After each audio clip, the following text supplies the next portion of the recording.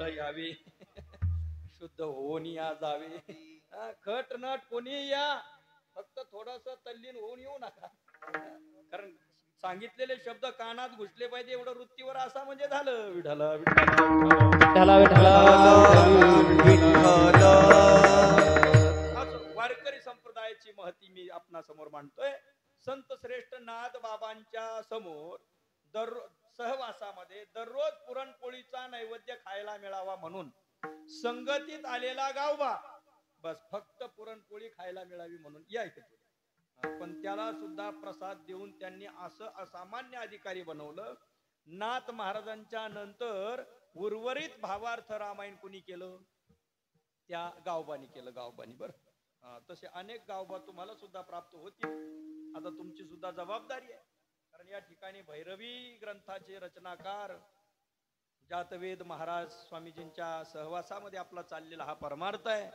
आणि म्हणून भैरवी ग्रंथ म्हणजे नाथ महाराजांनी जसं 11व्या स्कंदावरती एकनाथी भागवत केलेलं आहे, तसं भैरवी हा ग्रंथ म्हणजे भागवत श्रीमद भागवताचा जो 10वा स्कंद आहे त्या 10व्या दशम स्कंदावरती केलेली टीका म्हणजे ती भैरवी टीका. विठला विठला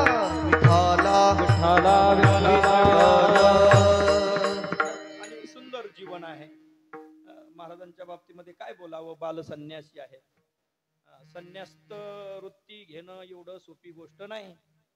त्यागाची भावना अंतःकरणामध्ये असावी लागते.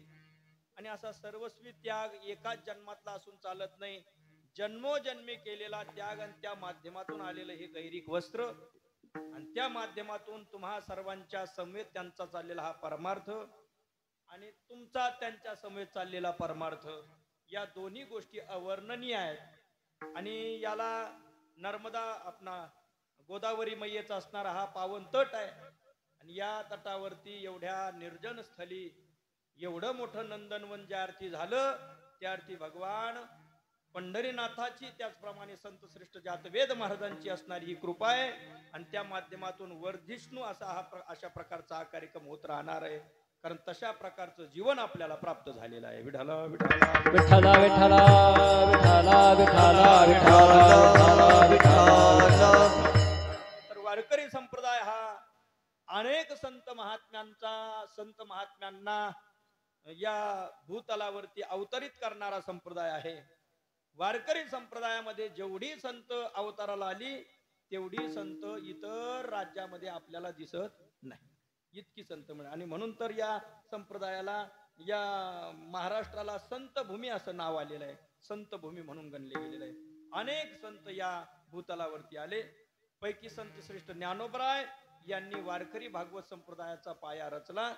त्यानंतर जगद्गुरु तुकोबरायांच्या रूपाने कळस स्थापना झाली. कोणतंही मंदिर बांधायचं असेल तर अगोदर काय करावं लागतो? पाया, नंतर त्याचा विस्तार, नंतर त्याला खांब. आणि व्यवस्थित बांधकाम पूर्ण झालं की देवळाची या कामा कळसू जेवी गंगा सिंधू प्रवेशू, त्याप्रमाणे पूर्णत्व तेव्हा प्राप्त होत असतं जेव्हा कळस स्थापना झाली. तेव्हा मंदिराचं काम काय झालं? पूर्ण झालं. तसं वारकरी संप्रदाय रूपी भागवत संप्रदायाचा पाया संत श्रेष्ठ ज्ञानोबरायांनी रचला. आणि त्यानंतर जगद्गुरु तुकोबराय कलश स्थानी विराजमान झाले. तुका झाला से कळस, भजन करा सावकाश, भजन करा सावकाश, भजन करा सावकाश. तुका झाला से कळस, भजन करा सावकाश, भजन करा सावकाश, भजन करा सावकाश. तुका झाला से कळस, तुका झाला से कळस, तुका झाला से कळस, भजन करा सावकाश, भजन करा सावकाश, भजन करा सावकाश. तुका झाला से कळस, भजन करा सावकाश. आरडून ओरडून भजन करू नका. कसं करा? सावकाश. असा त्याचा अर्थ नाही बरं का. आरडून ओरडून भजन करा असा त्याचा अर्थ नाही. तुम्ही षडजात म्हणायचं म्हटल्यानंतर तेवढं बिंबीच्या देठापासून आरडावंच लागतं, तेव्हा षडज निघणार आहे. ती गायनाची पद्धती जाईल. जोरात आणि हळू त्याचा असा भाव नाही. सावकाश करा म्हणजे गडबड करू नका. जसं भजन झालं आणि भजन झाल्यानंतर शेवटी समारोप म्हणून आपण घेत असतो ज्ञानेश्वर माऊली झाल्यानंतर. पण इतकी घाई झालेली असते, ह्याचे दान देगा देवा तुझा विसर न व्हावा गुण गाई ना आवडी, इतकी घाई. असे घाई भजन नको, सावकाश. याचा अर्थ काय, हळूहळू हळूहळू अशा पद्धतीने ते झालं पाहिजे. स्थिर हावर जो शब्द आपण उच्चारण करतोय त्याचा व्यवस्थित उच्चार तरी कमीत कमी निघाला पाहिजे. आता ज्ञानेश्वरी पारायण चाललं, मग ज्ञानेश्वरी पारायण करत असताना ह्रस्व दीर्घ प्लुत सर्व उच्चारण करत करत पारायण झालं पाहिजे. नाही तर मग ये रे माझ्या मागल्या, ये रे माझ्या मागल्या, ये रे माझ्या मागल्या. बाबांनी पहिलं व्यासपीठ चालक पहिल्या ओवीचं टोक घेऊन सुरुवात करेपर्यंत हा मागच्याच ओवीला असतो. म्हणजे बाबांना इतकी घाई झालेली असते की जणू काही पारायण मग एकाच दिवसात संपूर्ण उरकून घ्यावं की काय. पण आता इथलं नाही बरं का सांगत, इथलं तिकडे गेल्यावर सांगल. म्हणजे अशा पद्धतीने पारायण करत असताना सुद्धा ज्ञानोबरांनी फार गोड शब्द वापरला. ग्रंथाची पानं पलटत असताना ग्रंथ कसा हाताळावा, ग्रंथाच्या विषयी भावना कशी असावी, फार गोड वर्णन केलेलं आहे. आता आज कितवा अध्याय चाललाय बाबा? 9व्या अध्यायापर्यंत आपण पोहोचलेलो आहोत. ज्ञानोबरांनी सांगितलं म्हणजे या ग्रंथाची सेवा करत असताना कशी करावी. जसं एखादं सरोवर आहे आणि त्यामध्ये कमळं उगवलेली आहे आणि कमळ उमललेलं, त्या उमललेल्या कमळामध्ये असणारा मकरंद सेवन करण्याकरता सुगंधाच्या वाऱ्याने गेलेल्या सुगंधाच्या द्वारा दिशेने तो येतो आणि तो भ्रमर त्या कमळावरती बसतो. कसा बसतो, कसा बसतो, ज्ञानोबरांनी त्याचं वर्णन केलेलं आहे. कमळावरी भ्रमर पाय ठेविती हळूवार. पाय कसा ठेवतो, हळूवार. का बरं? ते कुचंबेल केशरी आशंका, तिथं असलेलं जे केशर आहे ते असणारे परागकण आहेत ते इतस्ततः पडतील त्याकरता तो अत्यंत हळूवार येतो, त्या कमळावरती बसतो, तिथला मकरंद सेवन करतो आणि निघूनही जातो. भ्रमर परागू नेती परी कमळ दळे नेनती, तैसे परी आहे शेविती ग्रंथी इये. त्या पद्धतीने या ग्रंथाची सेवा असली पाहिजे. विठ्ठल विठ्ठल विठ्ठला विठ्ठला विठ्ठल. नाहीतर मग महाराजांनी सांगितलं चला घ्या पुढचा अध्याय काढा, लावला थुंका पलटलं पान, वाचतात पानं खडखड खडखड. ग्रंथ ज्यांच्याकडून आणले त्यांनाही नंतर चिंता बाइडिंग करण्याचा खर्च, पूर्ण असं उकलून ठेवतात. काय काय काय काय सर्व. म्हणजे त्या ग्रंथाची असणारी अवहेलना आपल्याकडून होता कामा नाही. मला एवढं सांगायचंय, अत्यंत हळुवार. मराठी सरळ सरळ भाषेत सांगू का, धसमुसळेपणा नसला पाहिजे. म्हणजे मराठीतून सरळ सांगितलं की ते लवकर पडतं. धसमुसळेपणा नको. जसं काँग्रेस उपटायला गेला आणि तिथं काही नाजूकपणा करायला जमतं का? तिथं नाजूकपणा जमत नाही. आजचे कोचे खोन हे दोन्ही पायाने असं धरून फेकून द्यायचं. काँग्रेस उपटायला गेलं तिथं धसमुसळेपणा चालतो. पण इथं मात्र हळूवार भजन करा, सावकाश. विठ्ठला विठ्ठला विठ्ठला विठ्ठला विठ्ठला विठ्ठला वरदा हरी विठ्ठल श्री ज्ञानदेव तुकाराम पंढरीनाथ भगवान की जय. आणि म्हणून वारकरी भगवत संप्रदायाचा पाया ज्ञानोबरायांनी रचला. कलश स्थानी विराजमान झालेले आहेत ते आमचे जगद्गुरु तुकोबराय. मग तुकोबरायांनी त्या काळामध्ये आपल्या जीवनामध्ये भगवत भक्ती केली. वैराग्य संपन्न तुकोबरायांचं जीवन, ज्ञान संपन्न जगद्गुरु तुकोबरायांचं जीवन असं आहे. आता तुकोबरायांनी सांगण्याकरता तिथं दुकान मांडलं. कारण देती आली अशी दान संत उदार उदार भरले अनंत भांडार. अनंत भांडार संतांकडे भरलेलं असतं. अशा जगद्गुरु तुकोबरायांकडे 3 क्षेत्रातील 3 साधक गेले आणि त्यांनी मजल दर मजल प्रवास करत करत देहू गाठलं. देहू मध्ये जाऊन विचारणा केली तुकोबराय कुठे आहेत? त्यांना सांगण्यात आलं तुकोबराय भंडाऱ्या डोंगराला गेले किंवा 3 डोंगरावरती भजनाला जातात. मग भंडाऱ्यावर असतील किंवा घोरडेश्वरावरती असतील किंवा भामचंद्रावरती असतील. या पद्धतीने तुम्ही जा आणि त्यांचा शोध घ्या. पण म्हणले नेमकं कोणत्या डोंगरावर गेले, कसं ओळखायचं? त्यावेळेस त्यांना सांगण्यात आलं म्हणजे ज्या मार्गाने तुकोबराय जातात त्या मार्गाची माती सुद्धा विठ्ठल विठ्ठल म्हणते. मग ते गेले पुढे. पुढे जाऊन घोरडेश्वराचा मार्ग लागला. माती उचलली, कानाला लावली, विठ्ठल विठ्ठल आवाज आला नाही. पुढे गेले, भामचंद्राकडे जाणारा रस्ता मिळाला, कानाला माती लावून पाहिली, विठ्ठल विठ्ठल आवाज आला नाही. बरोबर तिसरा रस्ता लागला, तिथे जाऊन पाहतात कानाला माती लावली तर विठ्ठल विठ्ठल आवाज. म्हणजे बरोबर तुकोबरा याच मार्गाने गेले. काय तुकोबरांची भक्ती आहे, काय तुकोबरांची भक्ती आहे. तुकोबराय भजन करत करत ज्या मार्गाने जातात त्या मार्गाची माती सुद्धा विठ्ठल विठ्ठल म्हणते. आमच्यासारखी कीर्तनकार मंडळी कंबर बांधून तोंडाला फेस येऊ तर सांगतात की विठ्ठल विठ्ठल म्हणा, पण तरी सुद्धा आपण म्हणत नाही. म्हणजे जिवंत आपण म्हणत नाहीत. तिथं माती जिच्या जिवंतपणा नाही ती सुद्धा तुकोबरायांच्या स्पर्शाने काय म्हणते, विठ्ठल विठ्ठल म्हणते. विठ्ठल विठ्ठला विठ्ठला विठ्ठला थोडा फरक पडला बरं का. बराच फरक पडला. म्हणजे आता थोडं सामर्थ्य आमचं वाढलं म्हणायचं. म्हणजे त्या दृष्टीने तुकोबरांची या घडलेल्या घटनेची आठवण करून दिली म्हणजे आमच्यात सुद्धा सामर्थ्य येतं की आमच्या वाणीचं पुण्य तुमच्यापर्यंत पोहोचून तुम्हाला सुद्धा विठ्ठल विठ्ठल म्हणावं वाटलं, कारण तुम्ही ऐकलं माती विठ्ठल विठ्ठल म्हणते. विठ्ठल विठ्ठल मदल दर मदल करत त्या ठिकाणी पोहोचलेले आहेत. 3 क्षेत्रातील 3 साधक आहेत. एकाला असं वाटतं आपण ज्ञान संपन्न आहोत, एकाला असं वाटतं आपण वैराग्य संपन्न आहोत, एकाला असं वाटतंय आम्ही भक्ती संपन्न आहोत, आम्ही भक्त आहोत. मग या तिघांनी तिथं जाऊन विचारणा केली.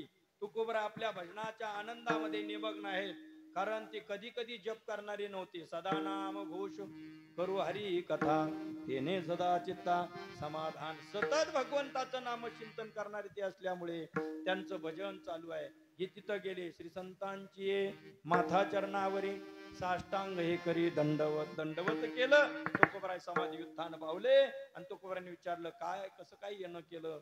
त्यावेळेस तुकोबरांना त्यांनी सांगितलं, म्हटले भक्ती, वैराग्य आणि ज्ञान या तिन्हींच्या व्याख्या आम्हाला ऐकायच्या आहेत. आता तुकोबरांच्या आवडीचा हा विषय. तुकोबरांचा आवडीचा विषय काय, भक्ती विषयक बोलणं. तुकोबरांच्या आवडीचा विषय काय, वैराग्य. आणि तुकोबरांच्या आवडीचा विषय काय, ज्ञान. आपल्या आवडीच्या विषयाचं ऐकावं असा श्रोता समोर आल्यानंतर त्या सांगणाऱ्या वक्त्याला निश्चित काय होतो, आनंद होतो. गणेशोत्सवाचा सप्ताह असावा आणि तिथं गेल्यानंतर त्यांनी वेदांताचार्याला म्हणावं, महाराज जरा चटकुले चुटकुले सांगा बा. बाकी कीर्तन डोक्यावरून जातंय. तुम्ही चुटकुले चटकुले सांगत असाल तर मग ते कीर्तन जरा बरं होईल. विनोद सांगा. असं सांगितल्यानंतर ज्याला वेदांत सांगायला आवडतं त्याला तिथं ऐकल्यानंतर काय होतं, दुःख होतं. पण वेदांतच सांगा असे श्रोते जर मिळाले वेदांताचार्याला तर त्यांना काय होतो, आनंद होतो. अगदी त्याच पद्धतीने इथे देखील माझी जातीचे मज भेटो कोणी. माझी जातीच्या अर्थात मला ज्या वस्तू विषयाची व्यक्तीची आवड आहे तशाच वस्तू व्यक्तीची आवड असणारी व्यक्ती जर भेटली तर मग आनंद होत असतो. तुकोबरांना आनंद वाटला आणि तुकोबरांनी भक्ती, वैराग्य, ज्ञान या तिन्हींच्या व्याख्या अत्यंत सरळ साध्या सोप्या भाषेत सांगितल्या. अभंगाचं पहिलं भक्ती ते नमन, भक्ती ते नमन, भक्ती ते नमन वैराग्य. भक्ती ते नमन, भक्ती ते नमन, भक्ती ते नमन वैराग्य तुझाग. भक्ती ते नमन, भक्ती ते नमन, भक्ती ते नमन वैराग्य तुझाग. भक्ती ते नमन, भक्ती ते नमन, भक्ती ते नमन वैराग्य तुझाग. भक्ती ते नमन, भक्ती ते नमन, भक्ती ते नमन वैराग्य तुझाग. भक्ती ते नमन, भक्ती ते नमन, भक्ती ते नमन वैराग्य तुझाग.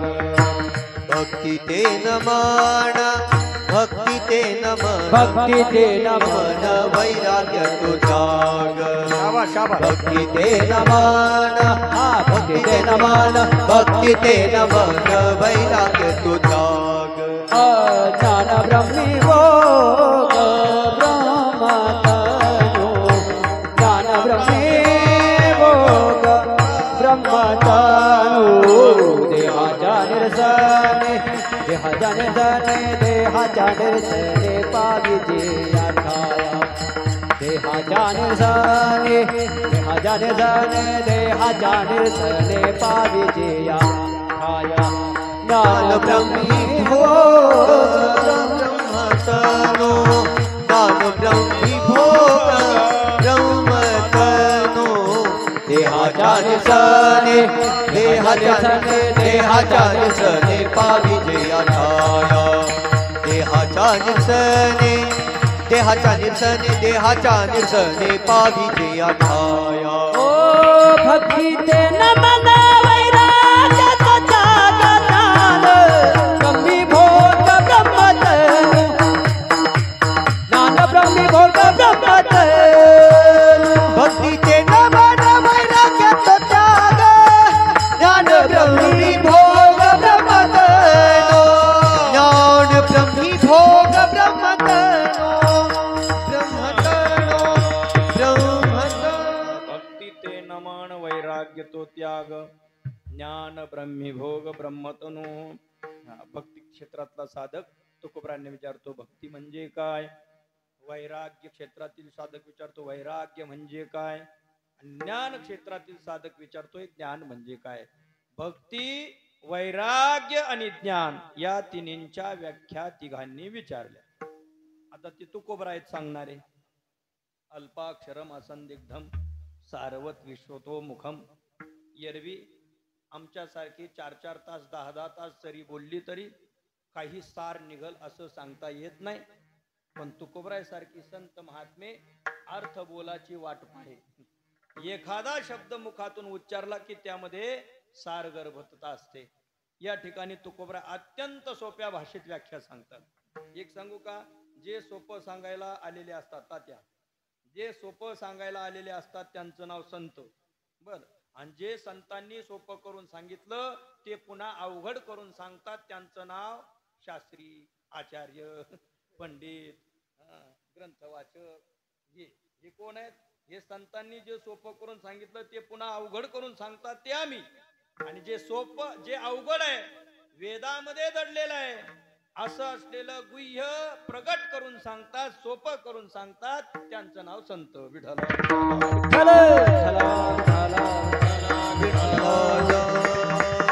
एरवी भक्तीची व्याख्या सांगणारे अनेक शास्त्रकार होऊन गेले.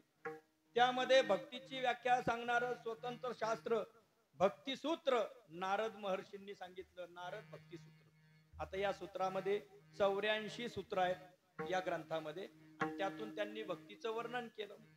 भक्ती म्हणजे काय. भक्ती म्हणजे काय. भक्ती शब्दाची व्याख्या सांगितली. सात्वस्मिन् परम प्रेम रूपा. भगवंताच्या विषयी परम प्रेम असणं याचं नाव भक्ती. आता तुकोबरायांनी या सर्व भक्तीचा निचोड मग त्यामध्ये भागवत ग्रंथामध्ये सांगितलेला 9 प्रकारचा जो भक्तीचा प्रकार तोही देखील तुकोबरायांनी यातच आणला. आणि श्रीमद भगवद्गीतेमध्ये आलेलं भक्तिशास्त्र ते सुद्धा तुकोबरायांनी एका शब्दामध्ये आणलं. असा शब्द सांगितला की ज्या शब्दाला काना नाही, मात्रा नाही, वेलांटी नाही, काहीच. भक्ती म्हणजे काय. न म न काना मात्रा वेलांटी रहित पण सर्व भक्तिशास्त्राचा निचोड या एका शब्दामध्ये आणला. भक्ती म्हणजे काय. भक्ती म्हणजे चांगलं गाता आलं. भक्ती म्हणजे चांगली हार्मोनियम वाजवता आली. भक्ती म्हणजे चांगला मृदंग वाजवता आला.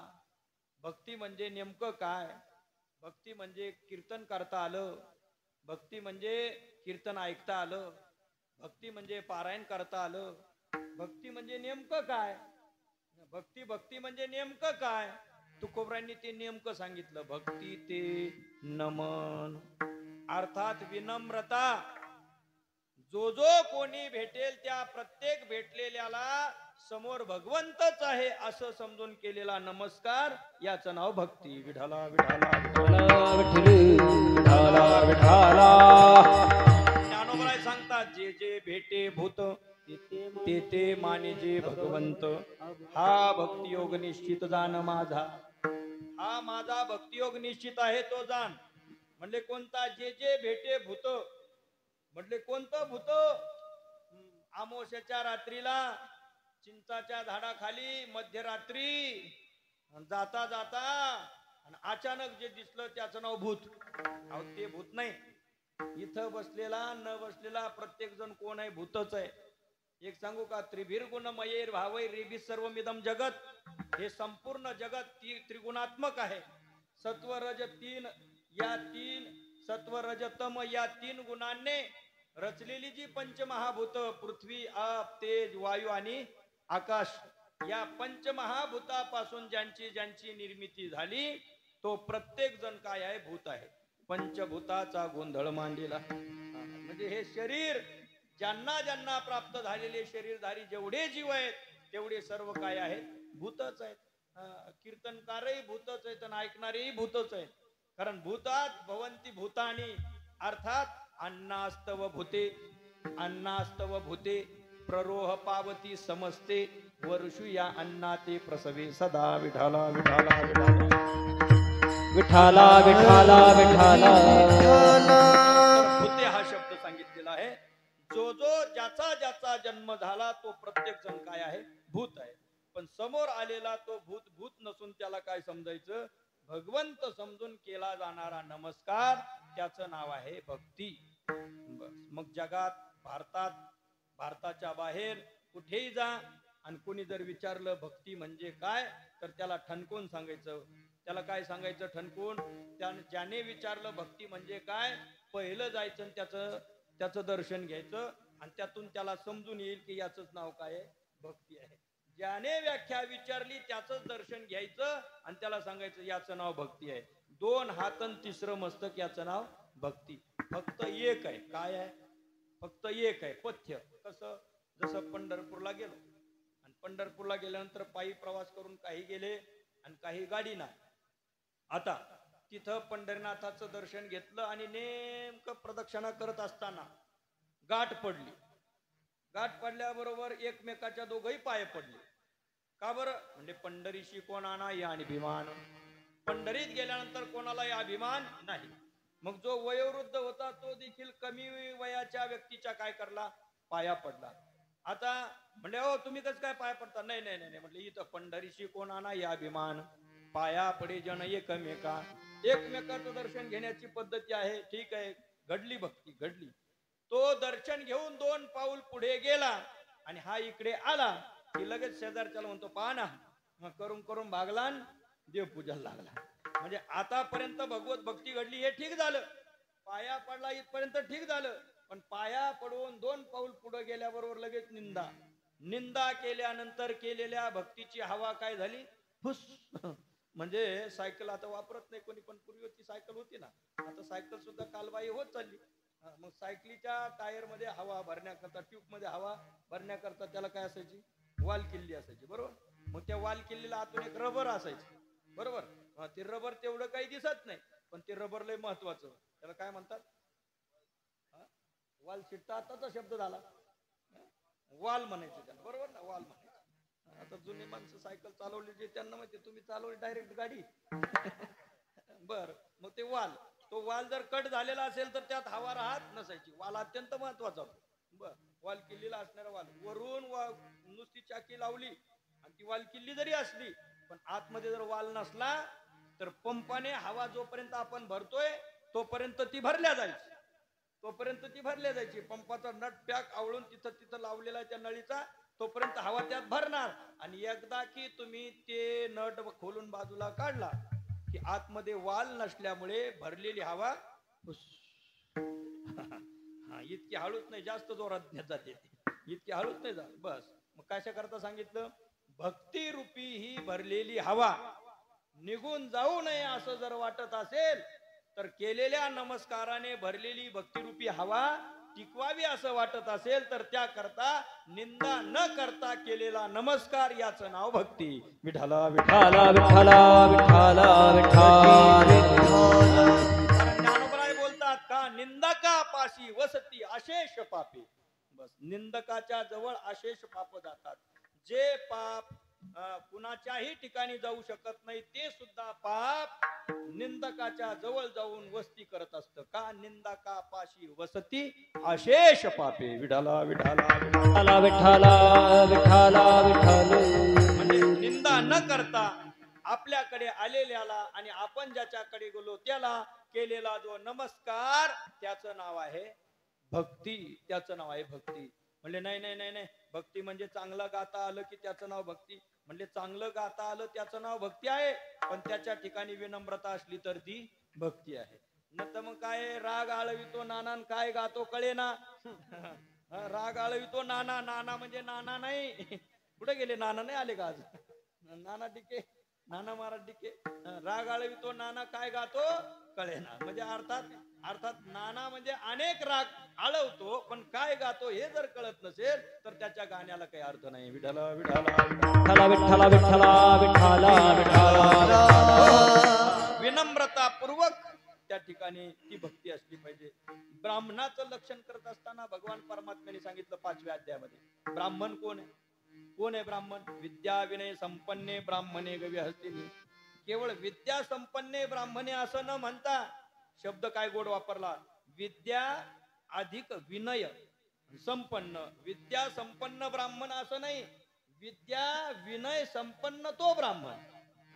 केवळ विद्या संपन्न तो ब्राह्मण ठरत नाही, पण विनय संपन्न ज्याच्या ठिकाणी विनयता आहे तो ब्राह्मण. मग अर्थात वारकरी संप्रदायामध्ये सुद्धा जो जो कोणी कलाकार गुणवंत कोणी असू द्या, वारकरी म्हणून जो जो आला त्याच्या ठिकाणी विनम्रता हा गुणधर्म असेल की त्याचं नाव भक्ती. विठ्ठला विठ्ठला विठ्ठला विठ्ठला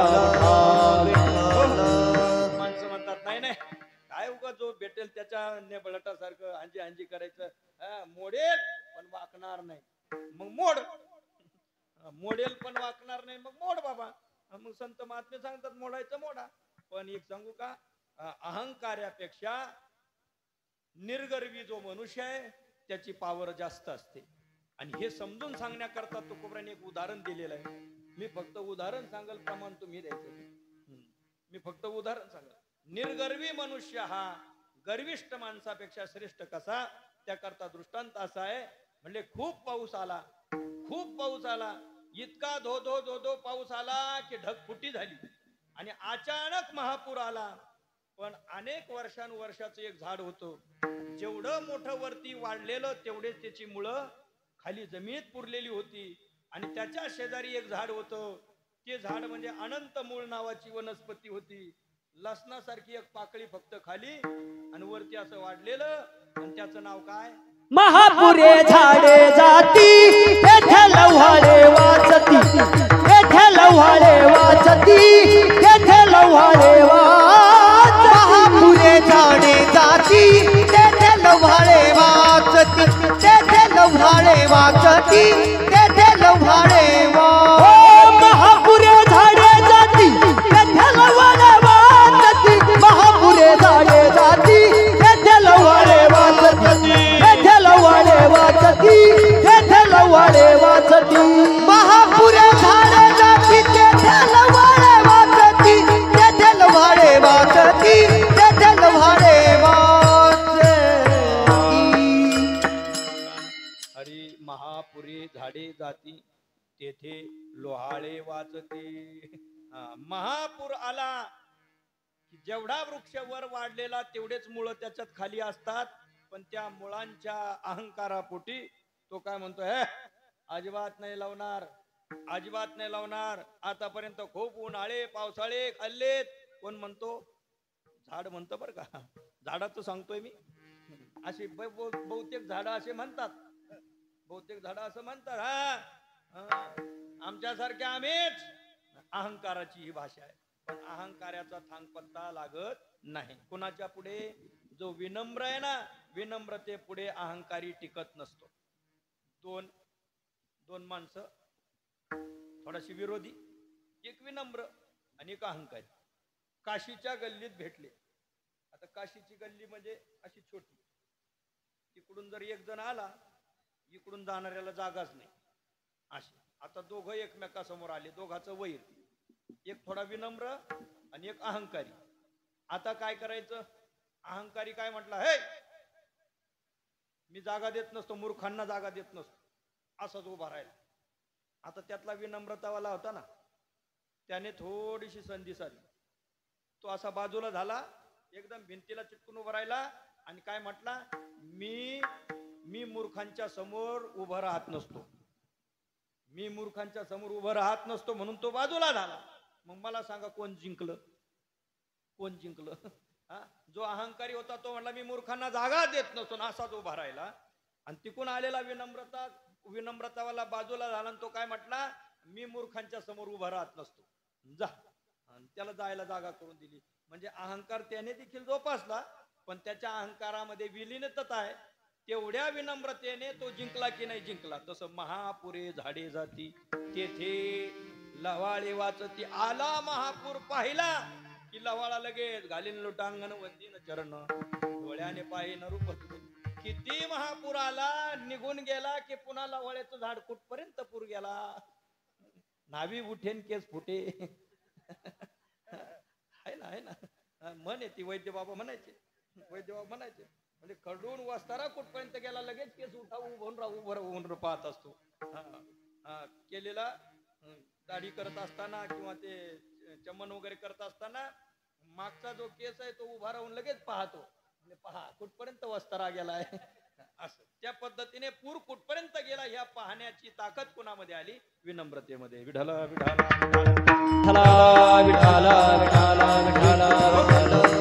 गोड चिंतन आहे, फार विस्तार करायला वेळ नाही. भक्ती म्हणजे दोन हातन तिसरं मस्तक. मग देवाला नमस्कार करत असताना भक्ती, गुरूंना वंदन करत असताना भक्ती, साधू संतांना नमस्कार करत असताना भक्ती. म्हणले नाही साधू आहेत का जशी जरी असले साधू, मी जागीरदार आहे, एवढ्या मोठ्या एकराचा मालक आहे, एवढा बँक बॅलन्स माझा आहे, मी कुणाला नमस्कार करू, अशा प्रकारची भावना मनामध्ये येते. पण साधू संत मुनी जपी तपी संन्यासी कोणी भेटले की नमस्कार केला पाहिजे. ज्ञानोबरांनी गोड ओवी वापरलेली. ज्ञानोबराय म्हणतात, लिंग का प्रतिमा दिठी देखत खेव अंगेष्टी लोटी जे का काठी पडली जैसी. जशी ढकलून दिलेली काठी पडते त्या पद्धतीने केला जातो. त्याचं नाव आहे नमस्कार, दंडवत, प्रणाम. आणि अशा प्रकारची भगवत भावना ज्यांच्या अंतःकरणात आहे त्यांच्या ठिकाणी भगवत भक्ती जागृत झाली. भक्ती ते नमन. म्हणजे वैराग्य म्हणजे काय? वैराग्य म्हणजे काय? म्हणजे वैराग्य म्हणजे त्याग. म्हणजे त्याग म्हणजे वैराग्य. हो, टाकून देणं याचं नाव त्याग. बस, टाकून देणं. म्हणजे संन्यास घ्यायचा, संन्यास घ्यायचा, संन्यास घ्यायचा. संन्यास घेणं हा शब्द चुकीचा आहे, बरं का, लक्षात घ्या. संन्यास घेणं हा शब्द चुकीचा आहे. मुळात टाकणं याचं नाव काय आहे? संन्यास आहे. मग घेणं हा संन्यास नाही. विठाला ज्ञानोबराय बोलतात, मी माझी आईची आठवण विसरली जयाची अंतःकरण. पार्था तू संन्यासी जाण निरंतर. तो संन्यासी निरंतर जाण. कोण? मी आणि माझी. अशा प्रकारची आठवण विसरलेली आहे.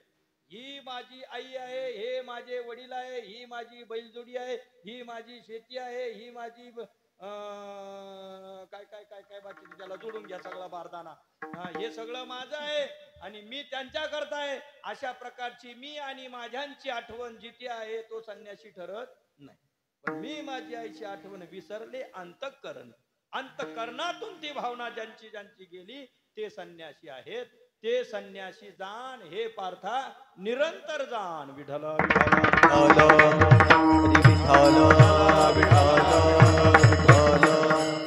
इतकं सुंदर वर्णन त्याच्या बाबतीत दिलेलं आहे. ज्ञानोबराय असं बोलतात, आहीचे की स्वर्गीचे भोग पाईक झाली आई इच्छेचे परी भोगावे हे न रुचे मना माझी. अत्यंत गोड ओवी आहे. ज्ञानोबरायांनी वैराग्याची व्याख्या या ओवीतून सांगितली. आहीचिके म्हणजे या लोकातील भोग प्राप्त झाले, आमचा स्वीकार करा, आमचा स्वीकार करा, पण तरी देखील हे भोगावे हे न रुचे मना माझी. वरून नाही, मना माझी. मनातून हे मला नको असं वाटणं त्याचं नाव त्याग. म्हणजे एखादं उदाहरण सांगा ना. म्हणजे उदाहरण सांगू का? उदाहरण एक. आणि अनुस्वारम देतम बहुवचनम होतम. अनुस्वारम देतम बहुवचनम होतम. एक असेल तर गाव, आणि गाव अनुस्वार दिला की काय झालं? गाव अनेक. लोक एक आणि लोक अनेक झाले. तसं या ठिकाणी उदाहरण का उदाहरण अनुस्वारम देतम बहुवचनम होतम. उदाहरण म्हणण्यापेक्षा उदाहरण सांगतो. काय आहे? जगद्गुरु तुकोबरायांच्या वैराग्याची परीक्षा पाहण्याकरता तथाकथित एका गणिकेला पैसे देण्यात आले आणि तिला सांगितलं वैराग्य हनन झालं पाहिजे तुकोबरायांचं. एकांत स्थली तुकोबराय भजन करत असताना भंडाऱ्या डोंगरावरती ती माता जाते आणि वेगवेगळे हावभाव करून तुकोबरायांच्या वैराग्याची परीक्षा घेण्याचा प्रयत्न केला, पण तुकोबरायांनी तिला ठणकावून सांगितलं. काय सांगितलं? ओ तुमा नकरी सायाच जाई हो तुमा नकरी सायाच जाई हो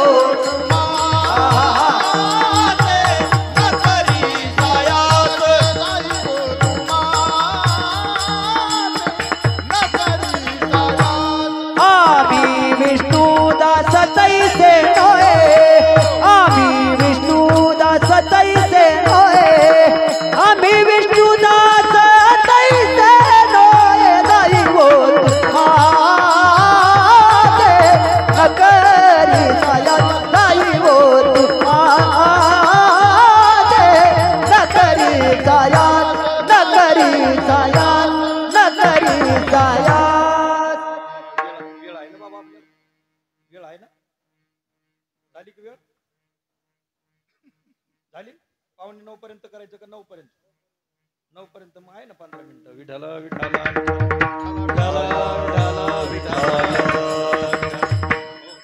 जाई वो तू माते न करी सायास आम्ही विष्णुदास तैसे न हो. जाई वो तू माते. एकांतामध्ये भेटलेल्या स्त्रीला तुकोबरांनी काय शब्द वापरला? माता म्हणून शब्द वापरला. जाई हो तू माते न करी सायस, कारण परनारी आम्हा रखुमाई समान.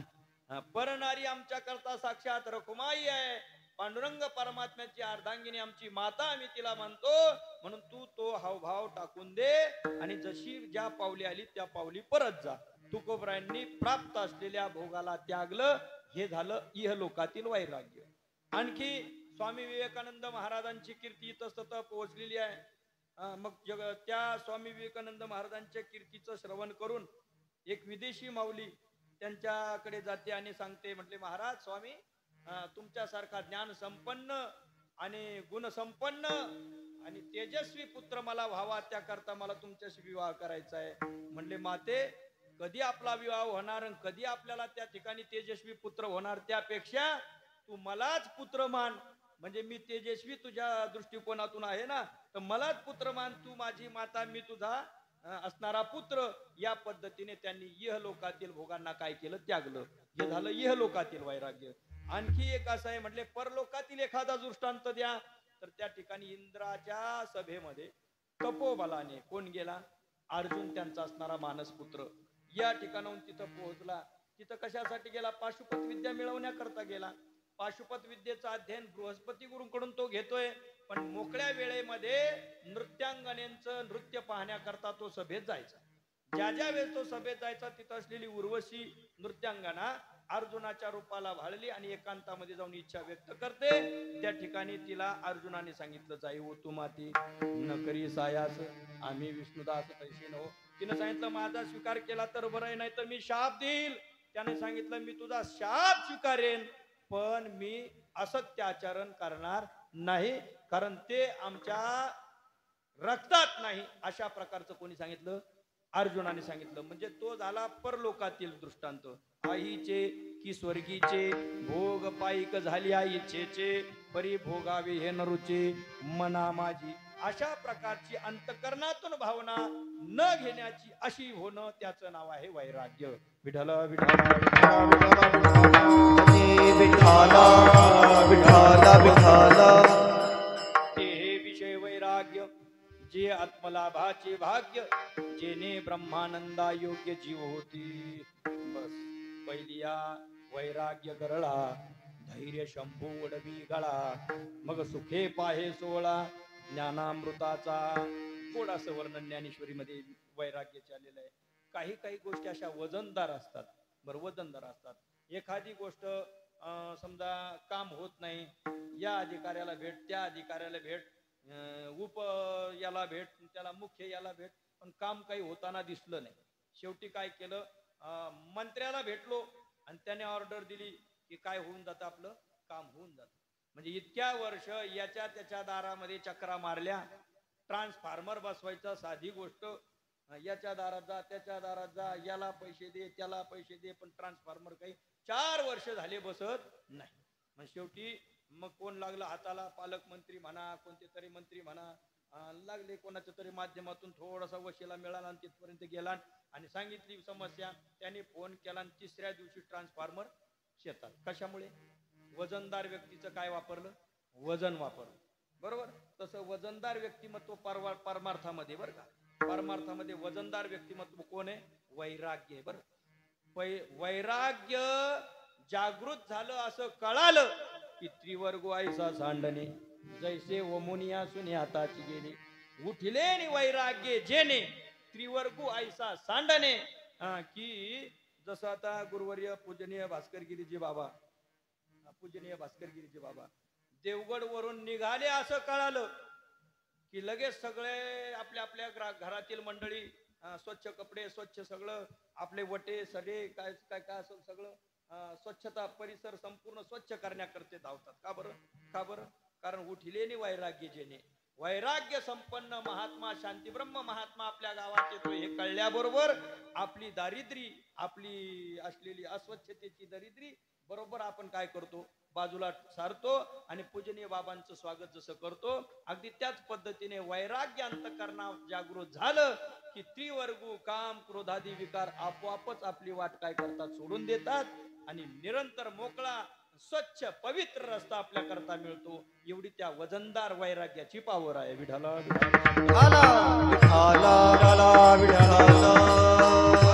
आणि म्हणून भक्ती ते नमन, वैराग्य तो त्याग. म्हणजे ज्ञान म्हणजे काय? गुरूंकडे गेलो, गुरूंनी आपलंसं केलं, ज्ञान संपन्न करण्याकरता बोध दिला, तत् ते त्वम आहेस, ते तू आहेस असं सांगितलं. म्हणजे ते म्हणजे काय आणि मी आहेस म्हणजे नेमकं काय? विचार केला. सदा विचार आहे तस्मा जगत जीव परात्मना. सतत विचार करून करून तो म्हटला ते मी आहे. अहम ब्रह्म अस्मि, मीच ब्रह्म आहे. अशा प्रकारचा बोध झाला. पण या बोध झालेल्या बोधावर आरूढ राहून त्या ब्रह्माच्या आनंदामध्ये सतत निमग्न राहणं त्याचं नाव आहे ज्ञान. ज्ञान ब्रह्मी भोग ब्रह्मतनु. म्हणजे या तिन्ही ठाया ज्ञान, वैराग्य आणि भक्ती या तिन्ही ठाया कशाने पाविजे? अभंगाचं दुसरं चरण. देहाच्या निरसने पाविजे या ठाया, देहाच्या निरसने पाविजे या ठाया, देहाच्या निरसने पाविजे या ठाया, देहाच्या निरसने पाविजे या ठाया,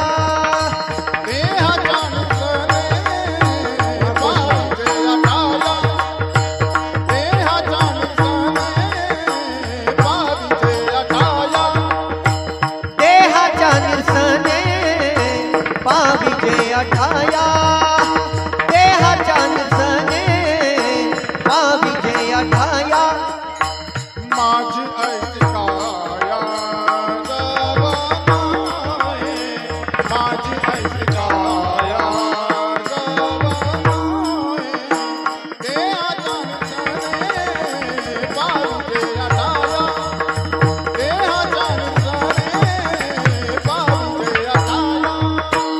माझी ऐसी काया जवनो हे, माझी ऐसी काया जवनो हे, देहाच्या निरसने पाविजे या ठाया, देहाच्या निरसने पाविजे या ठाया, पाविजे या ठाया.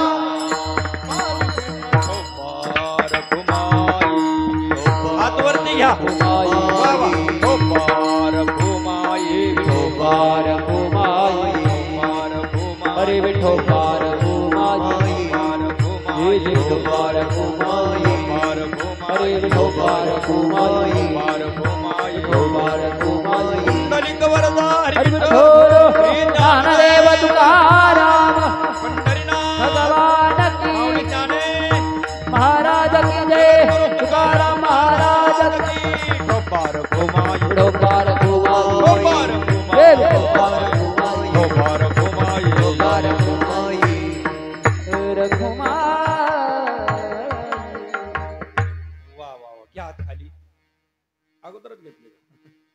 न सांगता हात खाली घेतले बाबा. म्हणजे इथं सांग काम कोणी नाही. हात खाली घ्या सांगावं लागलं नाही, इथं सांग काम कोणीच नाही. आणि मला सांगावं लागलं नाही म्हणून आम्ही काम सांगे नाही. एक केवळ सांगतच असतात त्यांचं नाव काम सांगे, आणि जे सांगितलं तेवढंच करतात त्यांचं नाव सांग कामे. आणखी एक आहे बरं का, म्हणले बाबांनी सांगितलं हात वरती घ्या, बाबांनी सांगितलं नाम जप करा, विठोबरकमय म्हणा, पण पठ्याने हातही वर केले नाही, नामही घेतलं नाही. तो कोणता काम्या? तो आघाव काम्या. विठाला विठाला विठाला विठाला.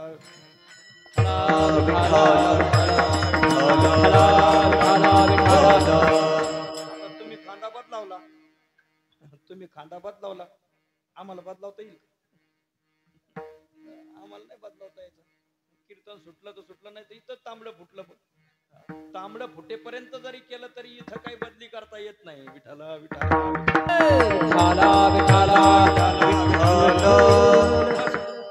भक्ती ते नमन, वैराग्य तो त्याग, ज्ञान ब्रह्मीभोग ब्रह्मतनु, देहाच्या निरसने पाविजे या ठाया. ज्ञान वैराग्य भक्ती या ठाया कशाने पाविजे? म्हणजे देहाच्या निराशे पाविजे. म्हणजे देहाचा निराश म्हणजे काय? म्हणजे देह मिथ्या आहे असं समजणं.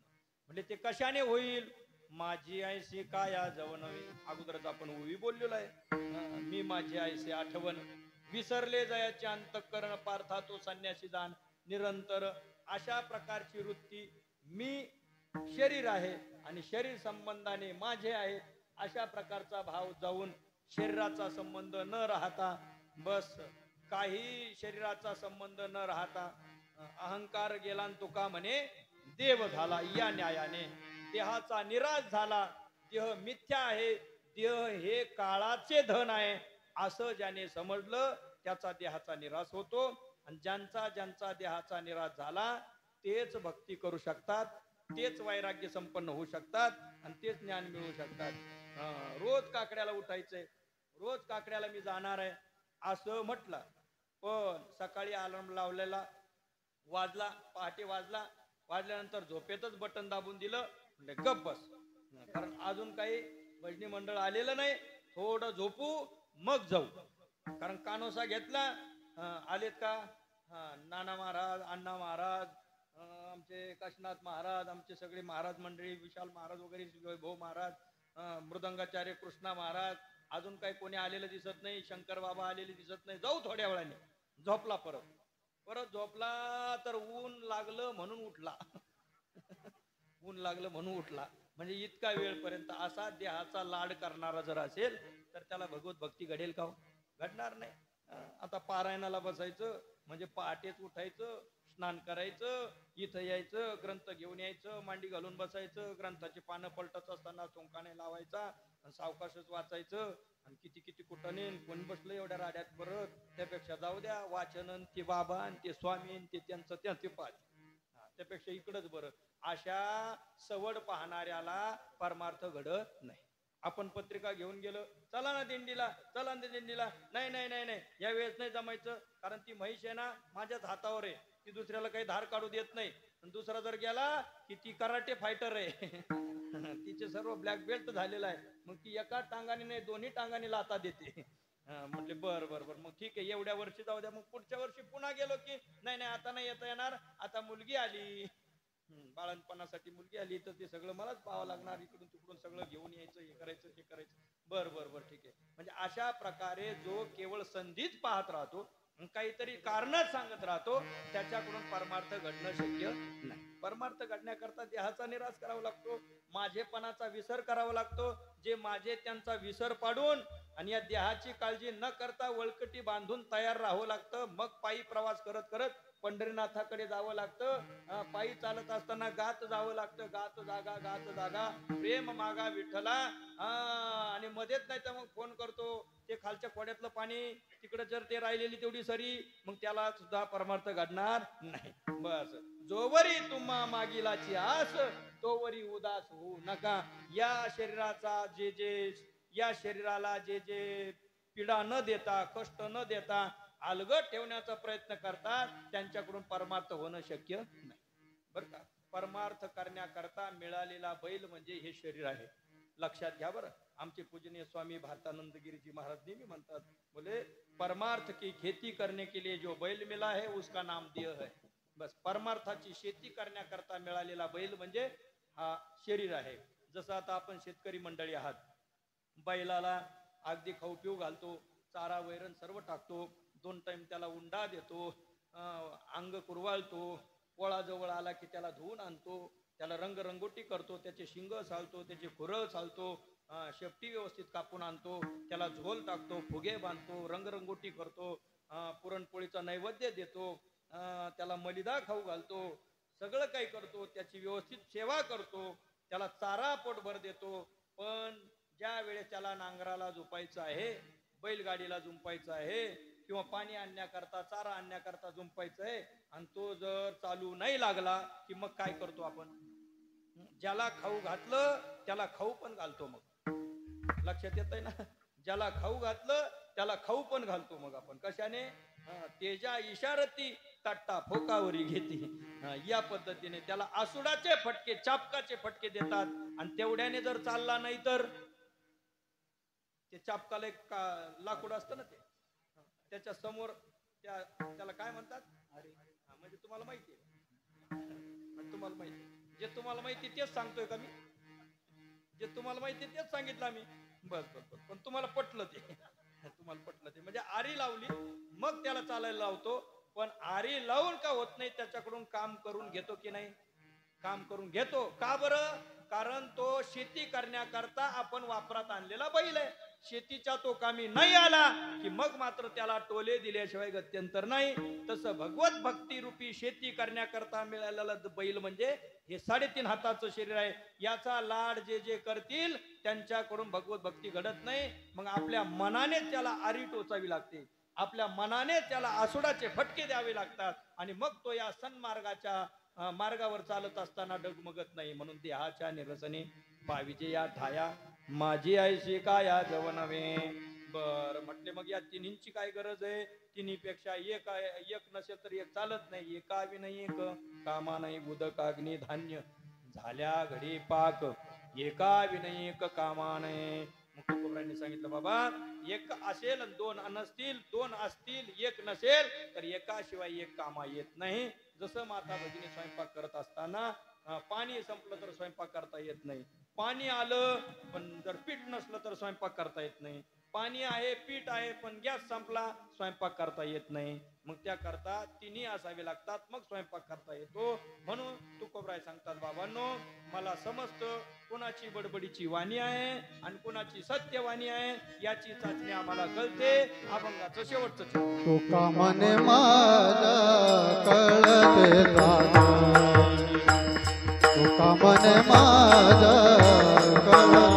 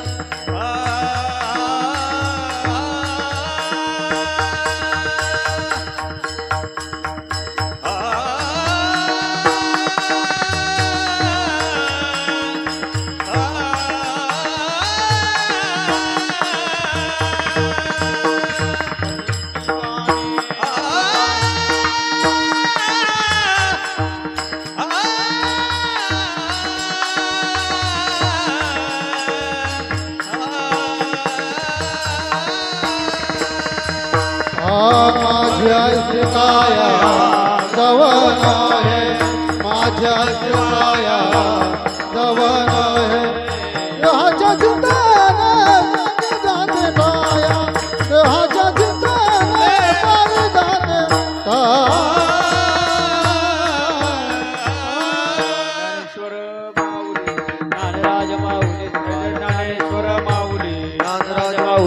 ज्ञानेश्वर माऊली ज्ञानराज माऊली ज्ञानेश्वर माऊली ज्ञानराज माऊली तुकाराम तुका मने मज कळते चाचणी बडबडीची वाणी अथवा सत्य देहाच्या निरसने पाविजिया ठाया माझी ऐशी काया जव नव्हे पुण्यसलीला गोदावरी मातेच्या किनाऱ्यावर असणाऱ्या या देवस्थानवरती चालत असलेल्या या कार्यक्रमातील मोठ्या गोड अशा दशदिनात्मक सप्ताह कालातील आजच्या तिसऱ्या दिवसाची सेवा आदरणीय स्वामी महाराजांच्या आग्रहास्तव समस्त ग्रामस्थ घोगरगावकर मंडळींच्या आग्रहास्तव आमच्या वाट्याला आली. झालेलं कीर्तन वाक्पुष्प संत शिरोमणी जातवेद स्वामी महाराजांच्या चरणाविंद या ठिकाणी सेवा समर्पित करतो. कृपेने आपली ही मनस्वी कामना पूर्ण हो अशा प्रकारे या ठिकाणी गंगामयाच्या चरणी प्रार्थना करूया आणि झालेली सेवा पुनश्च एकदा सर्व साधू संतांच्या चरणारविंदी समर्पित करून तुम्हा श्रोतृवर्ग मायबापांच्या चरणारविंदी सेवा समर्पित करून या ठिकाणी सेवेला पूर्णविराम. विठ्ठल जय जय जय विठ्ठल जय जय विठ्ठल जय जय विठ्ठल.